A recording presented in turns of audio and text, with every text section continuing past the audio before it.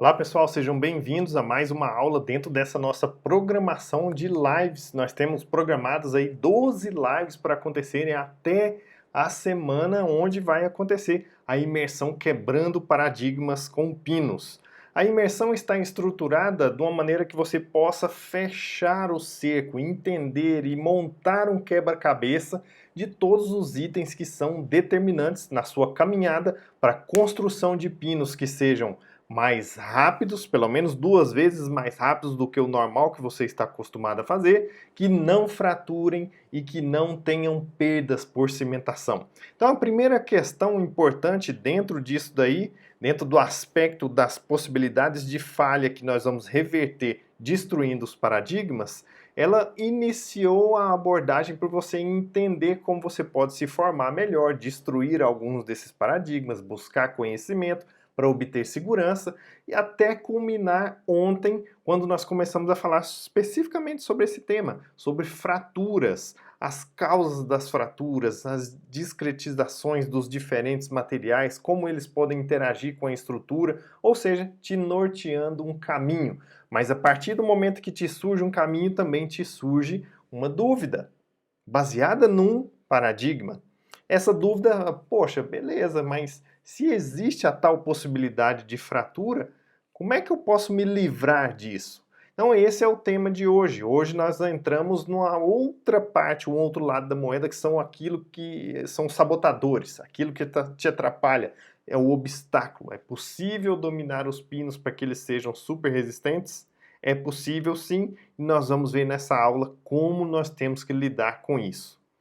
Tá ok? Se você está assistindo aqui, é importante que você clique aí no like, dê um like pra gente, assine o canal e ative os lembretes para sempre que a gente postar um novo conteúdo, você ser lembrado a respeito disso e poder caminhar junto conosco na divulgação desse canal que pretende só trazer informações de alta qualidade e aplicabilidade clínica para você. Então vamos lá. É possível que os pinos sejam sempre mais resistentes? Nós não podemos dizer que eles serão sempre mais resistentes, mas é possível que você faça sempre situações, estratégias clínicas para tornar os seus pinos altamente resistentes a um dos processos que é a fratura. Nenhum pino é blindado, por isso que eu disse que é impossível você pensar que, nossa, nunca vai ocorrer problema. Existem problemas acidentais. Né? O que a gente precisa saber é como fazer estratégias para evitar que aquilo que você fez possa resultar em um problema. Então vamos lá entender o seguinte, ó.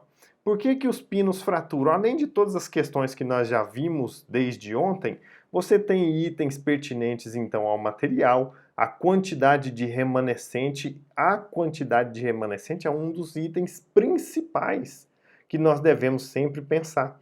Então, quando você deixa mais remanescente, sempre a situação tende a ser maior. Lembram-se que a gente tem fraturas do pino e fraturas da raiz. Quando a gente soma os dois, isso resulta num dos principais problemas de falhas dos pinos. Outro fator importante é a oclusão, a posição dental, e vejam, tem itens que começam a ser também pesquisados. A interação da restauração que você está fazendo ao final com o elemento dental onde você instalou o pino. Lembram-se ontem que nós falamos que uma das coisas super importantes é você escolher bem o material e que esse material, na medida do possível, que ele tivesse uma interação adesiva com a estrutura dental, porque isso te permite desgastar menos. Se você desgasta menos, a gente chega nessa manutenção maior do remanescente. Então olha só que interessante. Com isso, na hora que você tem a presença de materiais que podem ter uma interação maior com o remanescente através do processo restaurador adesivo, aí sim a gente cria uma oportunidade de todo esse conjunto de pecinhas irem formando um novo conceito, um conceito de tecnologia aplicada à saúde que precisa ter segurança. Para isso, nós precisamos ter conhecimento. Então, onde a gente vai recorrer? Num primeiro momento, sempre, sem dúvida, você vai recorrer a informações científicas de qualidade, como nós já vimos. Então, eu trouxe aqui, ó, algumas informações legais para a gente ver. Vejam só.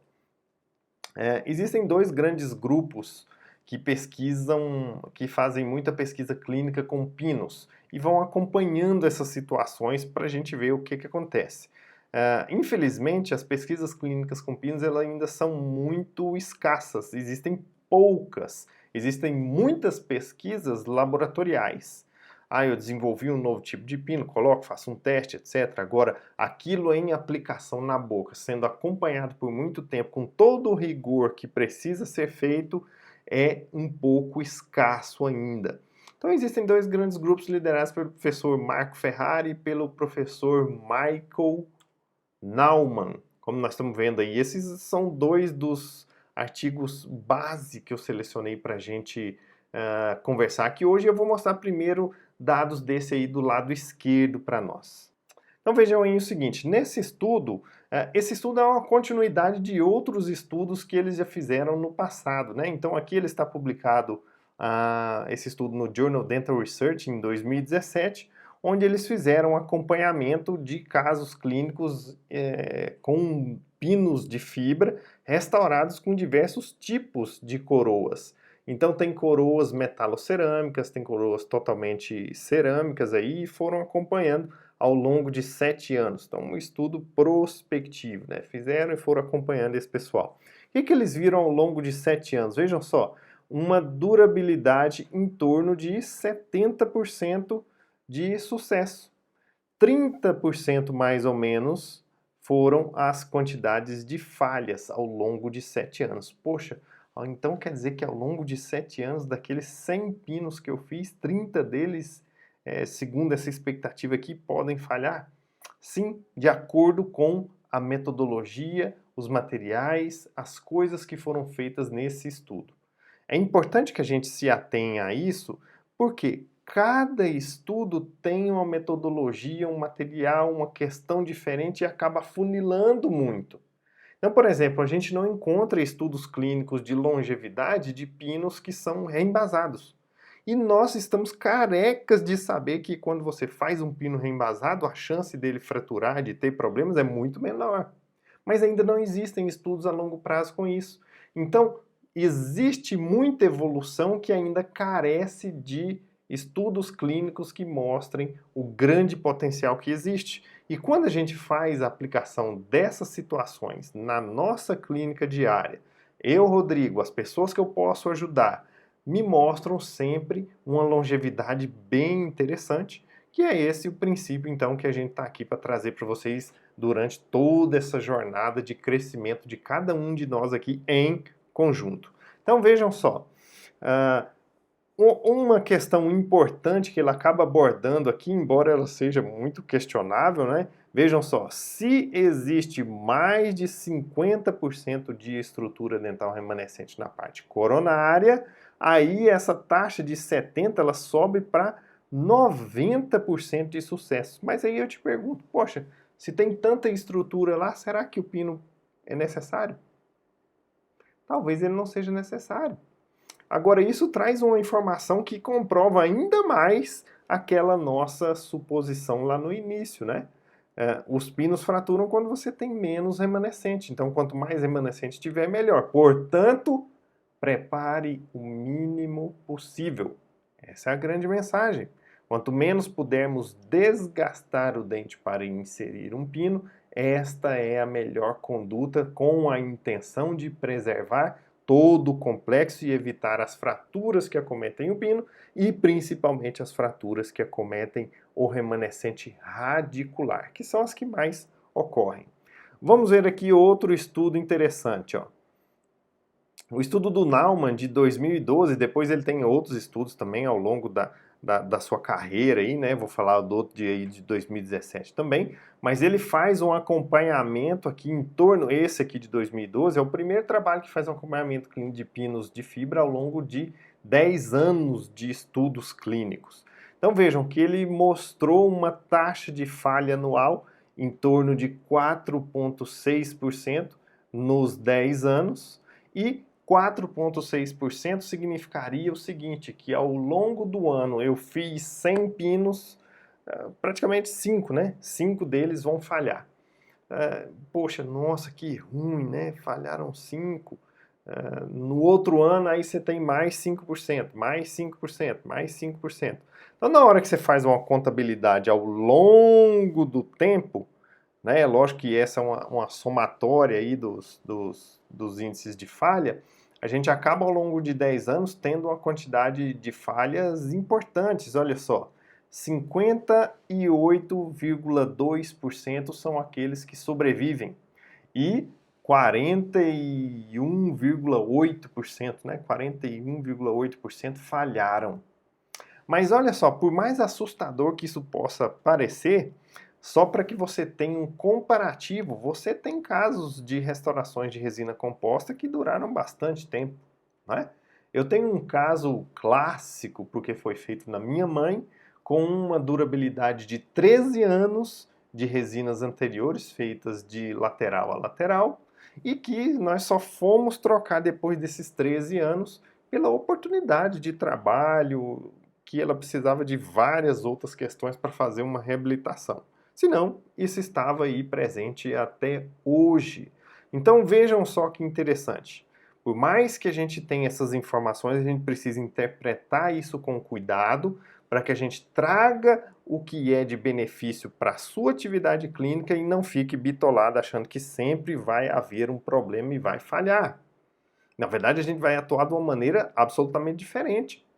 Se você fizer um comparativo com restaurações, como eu estava dizendo para você aí, de resina, para a gente comparar com a taxa de falha anual de resinas para os pinos, se eu vou para dentes posteriores e faço uma restauração, por exemplo, classe 2, as melhores taxas de falha anuais, elas remetem a algo em torno de 2,3% de falhas ao longo do ano. Poxa, é metade daquilo que falha um pino. Mas na hora que você vai para dente anterior, classe 4, tem um estudo do Flávio Demarco, publicado em 2015. Sim, 2015, no Journal of Dentistry, mostrando para nós uma durabilidade dessas resinas, quando elas são feitas aí, com um índice de sobrevivência muito próximos daquilo que a gente está vendo aqui sobre pinos. As taxas de falha anual das restaurações classe 4 ficam em torno de 4,1%. Então, olha só, restaurações classe 4 durando aí em torno, tendo essa taxa de falha anual em torno de 4,1% e os pinos 4,6%. Então vejam que as coisas não são muito diferentes. Quando a gente está aqui nos dentes anteriores, eles sofrem muito.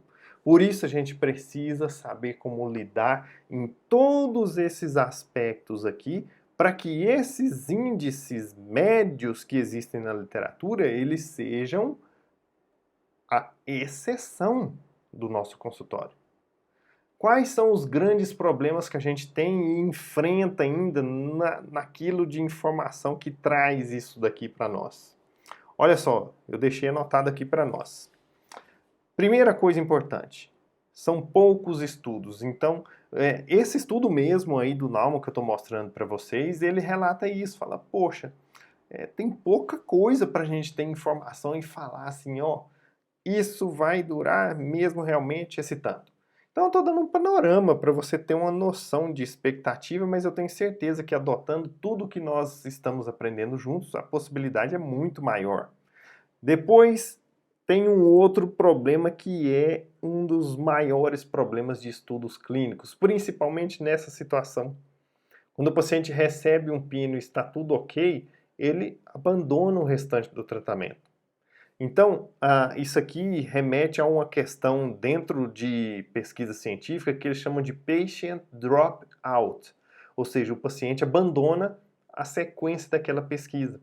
E aí a perda média dos pacientes nesse tipo de estudo aqui, pasmem, ó, é de 35%.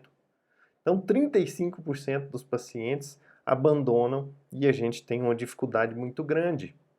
Quando acontece isso daqui, para que vocês tenham uma ideia, esses estudos fizeram uma comparação bem legal, que para que a gente informe o quanto isso aqui teria que ter de poder mesmo, para eu mostrar, poxa, essa aqui é a verdade mais pura possível. Os grupos aonde nós temos a alocação dos pacientes teriam que ter quase 600 pacientes. Como que você faz um estudo dessa magnitude? É muito complicado, né? Muito complicado.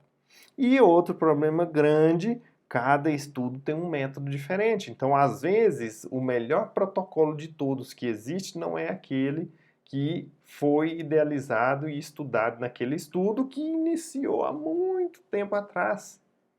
Né? Então, por exemplo, esse estudo aqui que tem 10 anos, né, publicado aí em 2012, olha só, se ele publicar o acompanhamento desses pacientes daquela época, agora, de 2012 para cá, nós já temos mais 8 anos. Então, você tem 18 anos de acompanhamento, só que a técnica que foi feita lá atrás, ela não corresponde àquilo que precisa e pode ser feito hoje. Então, aí nós vamos ter resultados que talvez não correspondam à melhor performance daquilo que você pode fazer hoje. Tudo bem que deu certo, mas desde que exista evolução e você faz hoje, dará mais certo ainda.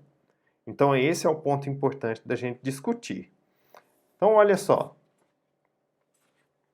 Nesse aspecto, então, como nós vamos lidar para fazer a superação de um problema? Porque os problemas podem acontecer, ó. Deixa eu mostrar aqui para vocês um detalhe, olha só. Olha esse caso clínico que nós vamos revisitá-lo na semana da imersão, justamente com exercício para a gente identificar o que provocou tudo isso. Mas é só para você se situe aqui numa possibilidade de fratura que ocorreu. Vejam que o dente 21, ele tem esse elemento 21 aqui, ele está com um pino de fibra de vidro e esse estava sem um pino. Ambos estavam restaurados com coroas do mesmo material, cerâmica reforçada com leucita. Esse daqui que não tinha pino, houve uma fratura um pouco maior, perdendo um pedacinho pequeno da raiz, mas graças ao bom senhor da biomecânica, essa situação ainda continuou reparável. A mesma coisa aconteceu aqui, embora não perdendo estrutura dental radicular. Então aqui foi, de uma certa forma, mais seguro a situação com a existência do pino. Bom, o fato é que acidentes como esse acontecem e, portanto, você precisa se voltar a esse estudo que nós estamos fazendo para entender, por exemplo, que nem todos os pinos são iguais. E dentro da possibilidade de fratura, é importante que você selecione bons materiais. E eu quero trazer essa informação para te dar um conforto que as pessoas às vezes ficam na dúvida. Poxa, material produzido no Brasil não é tão bom como aquele do exterior. Olha só o que mostra esse estudo para nós, que avaliou 1, 2, 3, 4, 5, 6, 7, 8, 9, 10, 11 pinos diferentes. 11 pinos diferentes. E pasmem, quais são os melhores em termos de resistência flexural? Brasileiros, Exato Cônico da Angelus e o White Post DC da FGM. Estatisticamente semelhante todos dois, com alta quantidade de matriz, de fibras em relação à matriz, certo? Não é só isso que é o importante, vejam aí, eu deixei algumas anotações para vocês, a maior densidade de fibras tende a ter maior resistência, mas algumas situações, por exemplo, o Glassix, que tem 61%, ele é menos resistente do que o Relax Fiber Post, que tem 54%. E isso ocorre por várias coisas, por exemplo, quando a gente observa aqui nessas imagens, aí vocês conseguem ver que a dimensão das fibras é diferente, não é isso que muda a resistência, mas principalmente essa possibilidade de ter bolhas, de ter defeitos internos que vão levar à chance de ter mais problemas. Olha aqui, esse reforpost estriado, então, olha lá, é um dos grandes problemáticos aí dentro dessa turminha, que é justamente aqui, certo? Então, vejam só, essas são situações que a gente precisa sempre se lembrar para a gente sentir conforto em utilizar materiais que estão aqui disponíveis para a gente no nosso dia a dia, ao invés de ficar comprando gato por lebre e à toa, não é? Então, vamos lá. Como nós vamos superar esse tipo de problema? Primeiro ponto importante, a seleção do pino. Acabamos de ver que é fundamental. Você precisa saber selecionar o pino obedecendo os requisitos de cada sistema. Então não adianta você pegar, por exemplo, nós temos os dois aí, né? Exato e White Post. Cada pino tem uma dimensão diferente. Por mais que seja, todos são pinos número 1. Todos os pinos têm dimensões diferentes e têm brocas específicas. Se você pregar a broca de um para usar no outro, aí você comete um engano porque às vezes você desgasta demais ou não desgasta o tanto que precisava. E aí ou o pino não desce ou ele fica frouxo. Então aí você começa a ter problemas. Então nós temos que seguir uma linha de raciocínio e obedecer os requisitos de cada sistema de pinos para eu ter a chance de ter sucesso em qualquer um deles. Tá certo? Tem pinos que têm uma determinada composição, outros têm outra composição. A partir daí você sabe lidar com isso para promover melhor qualidade de adesão. Senão não adianta nada a gente se lembrar daquela mensagem passada na última aula, onde a gente conversou sobre as propriedades mecânicas e aí eu faço adesão de qualquer jeito, aí eu não aproveito aquilo que teria de benefício dos pinos.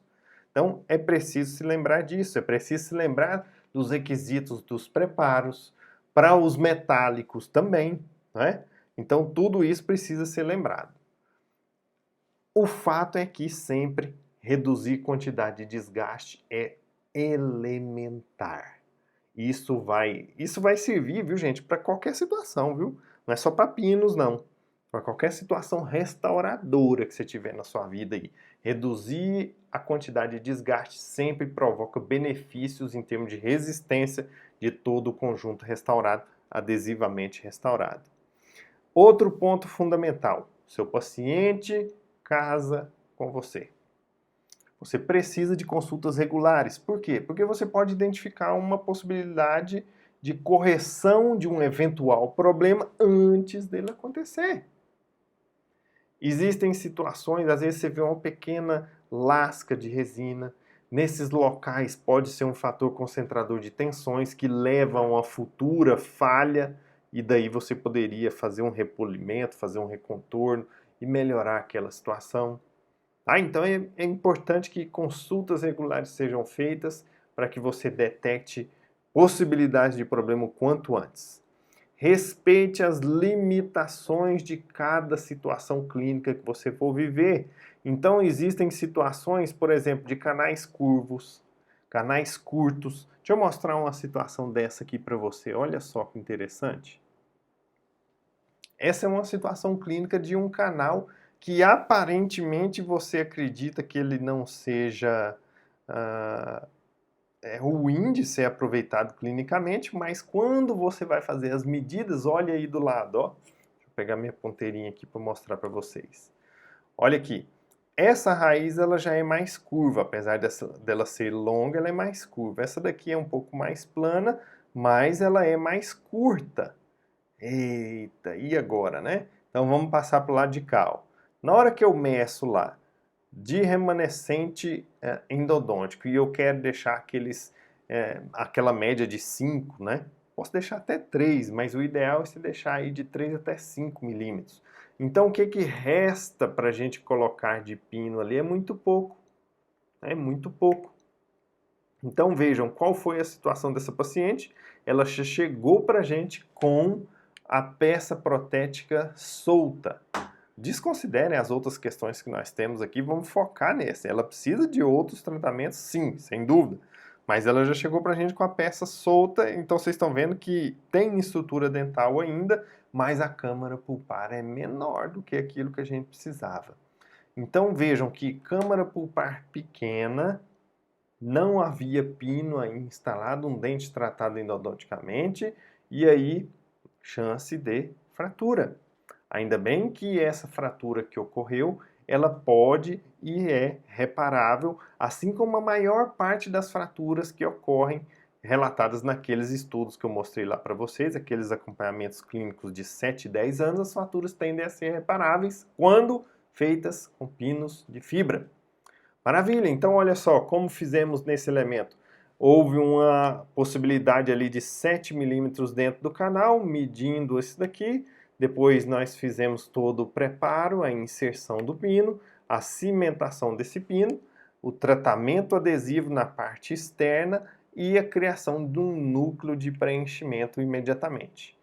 A peça protética estava perfeitinha, então era possível que a gente usasse essa peça novamente. Como eu vou fazer isso? Agora eu preciso fazer o processo inverso, né? No normal, você constrói o preenchimento, molda, faz a coroa.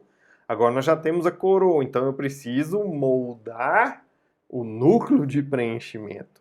Então nós acrescentamos mais resina depois do tratamento adesivo, e aí depois que você faz toda a limpeza, o processo certinho aqui dentro da peça, retirando aqueles cimentos que eventualmente ali existam, nós aplicamos um gel hidrossolúvel e estou levando aquela peça ali em posição para remover os excessos, espremer e tirar esses excessos ali de resina, fornecendo então um núcleo de preenchimento, agora individualizado para o caso.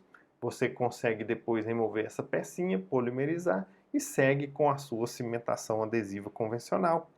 Então vejam só que interessante, com essa situação nós conseguimos resolver. Poxa, Rodrigo, mas aqui não é a fratura de pino. Não, não é. Mas é para te mostrar que muitas vezes quando você decide não usar pino, você pode estar cometendo um engano aonde você esqueceu de pensar na limitação daquele caso e aí você deveria ter pensado realmente diferente para instalar o pino. Se você tem dúvida, coeficiente de segurança te manda pecar pelo excesso. Coloque. Tá? Então, olha só, canal curvo, canal curto, limitações em termos de oclusão, o tipo de restauração que você vai fazer, o local do dente. Dentes anteriores sofrem mais do que dentes posteriores, então é importante pensar nesses aspectos todos aqui.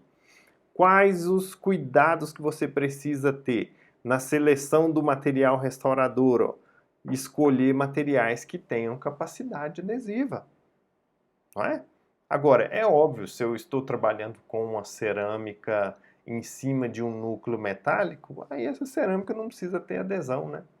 Não é o requisito primordial, justamente porque um dos substratos não tem adesão, que é o metal. Então, é preciso cuidar dessa seleção do material restaurador dependendo do pino que você ali tem, tá certo? Então, tem que ter esse cuidado. E nunca ignore os passos clínicos que você precisa fazer.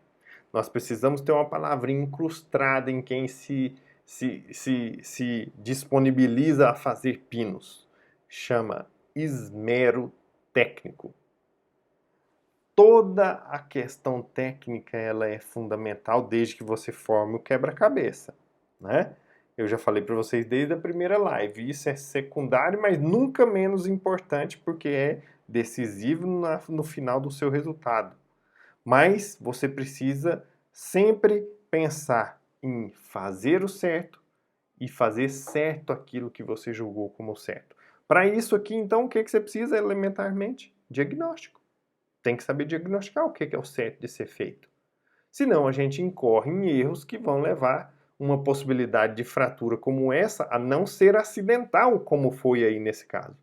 A ela ser aquilo que acontece naturalmente com os seus casos. E não é isso que a gente quer. Tá ok? Então, para isso, nós vamos trabalhar e já começamos esse trabalho eliminando alguns paradigmas importantes, né? De você sempre pensar, poxa, esse pino de fibra sempre fratura. Negativo. Você está cometendo algum engano que está levando a isso fraturar. Desde que você saiba fazer e faça da maneira correta, nós estamos enxergando aí a grande possibilidade de correção e de manutenção disso ao longo do tempo. Já mostrei para vocês um caso, por exemplo, de 18 anos de acompanhamento. Tá certo? Então a possibilidade realmente existe. Núcleo metálico fundido não é o mais resistente. Por quê? Porque você não avalia ele sozinho. Se eu pegar o núcleo metálico e avaliar ele sozinho, ele é mais resistente, mas eu quero ver ele dentro da boca funcionando. Então depende da situação clínica, por isso respeitar, cadê? Limitações. Muitas vezes aquilo que você escolheu como sendo mais resistente numa determinada situação, ele pode ser terrível, como um canalzinho curto ou curvo. Tá certo? Então por isso é importante ter esse pensamento completo sendo formado. Então, nunca você vai pensar só no tipo de pino que você vai escolher. É preciso que você pense também, nunca se esqueça da oclusão, do local onde esse dente está. É anterior, é posterior, é na maxila, é na mandíbula, né? Quem sofre muito? Ó, bateria anterior são os principais problemas. E se esquecendo de escolher a restauração que é mais indicada naquele caso. Você vai colocar sempre o processo restaurador numa balança. Existem benefícios de um, benefícios de outro, e além de tudo você tem uma chance de ter mais habilidade em lidar com um processo restaurador do que outro. Então é importante que você saiba disso para que você proponha aquilo que te dá mais tranquilidade até o momento em que você consiga se apoderar de técnicas, de conceitos e vai evoluindo, treinando, treinando, evoluindo, e daí você pode fazer ambas situações, resina, cerâmica com alta qualidade. E isso é o processo de evolução que você está passando comigo aqui nesse momento. Bom, e sempre você vai ter esse tipo de atitude. Escolher bons pinos e boas marcas. Acabamos de falar para vocês, daqui a pouquinho já vou mostrar um resuminho disso daí para você poder anotar e saber, não, então agora se eu for escolher, eu vou escolher esse. Aí você tem chance de sucesso. Mantenha os seus materiais acessórios atualizados, corrigidos, reformados se for preciso, reparados. Né? O que eu quero dizer com isso? Não adianta você ter o melhor pino, a melhor técnica, o melhor situação de trabalho, cadeira, tal, se o seu LED é fraquinho. Se o seu LED não funciona, ou se você tem um bom LED, mas não sabe polimerizar direito. Então não vai funcionar. Né? Você precisa saber como lidar com esses outros materiais que você vai atuar dentro do processo de instalação de pinos para que eles sejam da melhor performance possível. Poxa, lembra que ontem a gente comentou um detalhe interessante de você conseguir visualizar uma trinca? Aí você precisa de uma lupa, por exemplo, de uma fotografia. Se você não tem esse recurso, como que você vai identificar? Então, se mantenha atualizado nesses aspectos. Esmero técnico fundamental, né? Então, sempre pense que hoje você pode fazer melhor do que o que fez ontem e amanhã será melhor ainda. Tá? Nunca trabalhe a questão da sua lida diária baseada no achismo. Trabalhe na certeza. E a certeza você constrói com segurança. E a segurança você constrói com conhecimento. Só assim que a gente evolui, tá certo? Então vamos lá, mais um ponto importante aqui da gente discutir. Por quê? Porque eu quero trazer para você agora dicas práticas. Segunda-feira você vai atender um paciente e vai cimentar um pino, vai lidar, vai fazer um preparo, alguma coisa. Então o que é que você vai saber? Já, de imediato. Primeiro ponto, pinos que nós vamos fazer indicações para vocês. Vocês viram naquele estudo, lá são alguns dos melhores que nós temos. Exato da Angelus e o White Post. O White Post ele tem o DC e o DCE. Se você precisa de mais volume coronal, DCE. Se ele pode ser mais fininho naquela região, pela sua situação clínica, o DC. Quanto mais fibra você tem naquela parte coronal, melhor é. A gente já discutiu isso ontem, então, beleza, pensem nesses dois, são as nossas indicações. Faça e use sempre pinos que sejam lisos. Os pinos que são recortados, que tem todos aqueles recortes na sua superfície, eles têm uma resistência menor, vocês viram lá naquele estudo. Então, não trabalhem com pinos dessa maneira. O pino precisa ser liso, o recorte na superfície atrapalha. Assim como você desgastar um pino para que ele entre dentro de um canal que é um pouco mais estreito, destrói a resistência do seu pino. Então isso é proibidíssimo. Se você precisa de um pino melhor é porque você não comprou um pino menor. Então você precisava ter, é fundamental. Quem quer lidar com pino, não adianta eu ter só no meu consultório os número 2. Mas é o que eu mais uso, não importa. Se pintar uma situação clínica que você precisa de de um meio, você precisa ter o pino e a broca do sistema, tá? Prefira sempre pinos que estejam bem adaptados. Aí tem várias situações que eu elenquei aqui para você. Você precisa disso, né? Ter os vários números de pinos, cada sistema tem um código diferente. Mas você pode fazer uso, por exemplo, do sistema Esplendor da Anjos. É um único pino que existe uma luva. Quem precisar saber mais desse assunto, tem uma das aulas bônus sobre isso. E aí você entra lá e vai descobrir como usa. Mas é uma situação que se adapta a muitos estilos de canal e vai fornecer essa melhor adaptação. Reembasamento é fundamental, tá? Fundamental para que seu pino se adapte bem às paredes ali do canal. E você pode também lançar mão das situações feitas em CAD/CAM, que aí é a perfeição da adaptação individualizada, tá certo? Ontem nós discutimos aonde utilizar isso melhor. Você não viu? Volta lá e assiste, senão você vai ficar perdido, perde a continuidade do filme que nós estamos transmitindo aí, ó. Sempre prepare menos, desgaste menos, isso é fundamental. E cuide mais, preocupe-se mais com os dentes anteriores, porque é ali que os estudos têm mostrado para nós que nós temos maior chance de problema. Embora exista, tem uma revisão de literatura publicada agora em 2019 por Garcia no Journal Prosthetic Dentist, e ele mostra para gente que não, que anterior e posterior é igual, só que quando você pega estudos clínicos, eles não mostram essa realidade. Eu prefiro ainda acreditar nesse tipo de estudo, tá certo? Muito obrigado pela presença de vocês aqui e essa live ela já vai ser colocada lá no nosso Telegram para que você possa assistir e reassistir quantas vezes for necessário, assim como também esses resuminhos que a gente fez vão ser colocados lá para você. Não se esqueça de dar o seu like aí no canal, de assinar o nosso canal, de ativar o sininho para que você sempre se lembre, seja avisado e também de marcar, enviar para 1, 2, 3 amigos seus, porque vale a pena que você transmita todo esse conteúdo que a gente quer fazer chegar ao máximo de pessoas possível. Um grande abraço e até amanhã. Amanhã nós vamos iniciar falando sobre a soltura dos pinos. O que é que esses pinos estão perdendo a sua cimentação? Então amanhã a gente conversa sobre esse assunto. Um abraço e até lá!